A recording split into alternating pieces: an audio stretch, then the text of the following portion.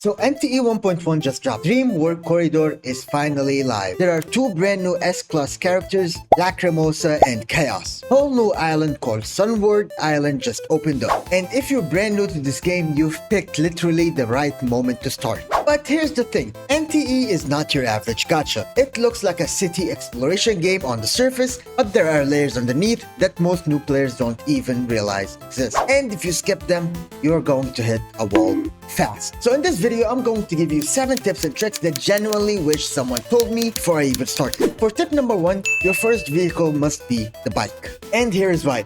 Cars in NTE are restricted to paved roads, but the motorcycle is not. It's pretty much like the scooter you get at the start of the game, but much faster. You can summon it off-road, cross terrain, go straight towards your objective without having to navigate across streets. In a game where you're constantly going from exploration points, resource nodes, and anomaly pillars, that off-road mobility is just worth more in the early game than raw speed. Don't get me wrong, it's not the fastest vehicle in the game right now, and there's absolutely better cars later on, but right now, just as you started the game, the motorcycle is the best effective thing you can use to get around. And once you're moving around faster and more freely, the next thing you need to sort out is your actual movement status, which ties into tip number 2, which is actually the witch's hut, which is not optional. Before I start, I need to tell you exactly where the witch's hut is. It would be in the southwest part of the Hankaku Street, but the thing is, this is one of the most slept on systems in the entire game. You collect birds scattered around the world, and those birds gives you oracle stones, which you use to level up the witch's house. Now, the reason this is so important,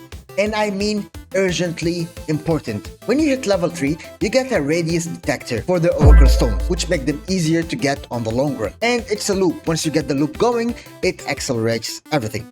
But not only that, leveling up the witch's house also increases your maximum stamina, and in NTE, stamina is directly tied to how far and how fast you can traverse into the city.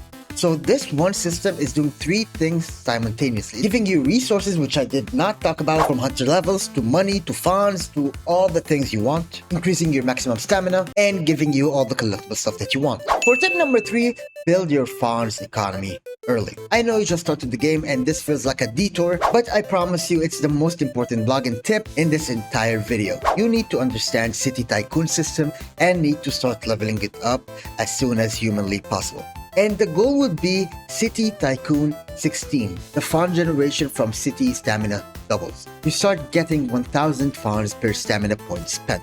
And this is massive. It cuts the time you need to grant weekly activities basically in half. And the Fons are the currency that fuels everything. Your upgrades, crafting, progress items, you need them constantly. For tip number 4, and I did not know this for embarrassingly long when I started, your apartment in NTE is not just cosmetic. It's actual gameplay functionality. And what you want to do is go to the auction house and grab 2 specific furniture items, the gluttonous eye and the covetous coin. Install both of them in your first apartment. By doing this, you unlock the blind Mammon furniture set, which in turn unlocks access to the realm of greed, a weekly boss fight that drops consistent recurring Fons. This isn't just a one-time thing, this is permanent weekly income source. I know it sounds like a weird side quest, and it kinda is, but the payoff is unreal. And once you have the Realm of Greed boss in your rotation, your Fon sustainability is just fundamentally better week by week.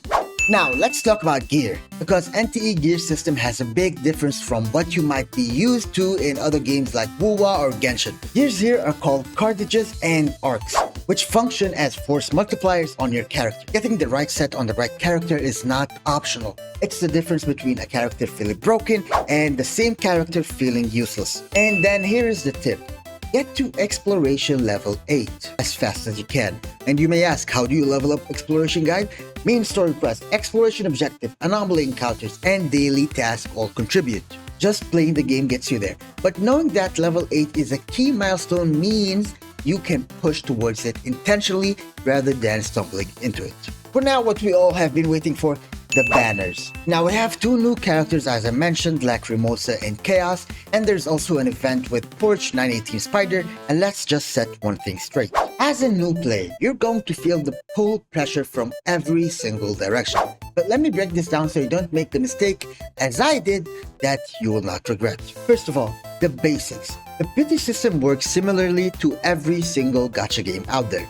You build the pulls until you're guaranteed the feature character, and Annulith is your pull currency. As a new character though, you're going to get a nice chunk of it from clearing stories, event, and new player rewards. A little bit of introduction in regards to the 1.1 characters. Lacrimosa is an on-field main DPS. She's a Chaos attribute character on a Liquid arc, and she is currently considered the safer meta pick of the two characters. While Chaos, on the other hand, is the new limited S rank in this patch. He's a different playstyle which requires more aggression and he needs more team building. So anyway, for 1.1 new players, here's my general advice. If you have the Annulith, Lacrimosa is the safer pull, but also check whether your starter roster has gaps that a support would fill better. Don't force a pull just because it's new. Play with free characters first, understand what your team needs, and then decide. And now for the final tip, do not let your stamina or character pixels cap. NTE stamina and character pixels generate over time, especially the character pixels have a 24-hour time regen. And you can use all those character pixels in things to upgrade or invest more in your characters. While doing so and claiming all your daily activities, you get 1500 XP for your hunter level. And in regards to your city stamina, they should be used in things like fishing or any of the other hobbies that you prefer to increase your city tycoon. So that was it for me today. If you found this helpful, drop a like, subscribe, because I'm going to be covering NTE all through 1.1. Build guides will be coming out soon, and I've got a lot more content planned for this upcoming week. Also, if you want to know more about character building, I have a playlist going on right now called Blueprint Wednesday. I'll link the full playlist down in the description, which I will be covering character builds from Wuwa, NTE, and maybe Arknights. That was it for me. I'm Velian, and I'll see you in Hetero. Love you guys. Bye!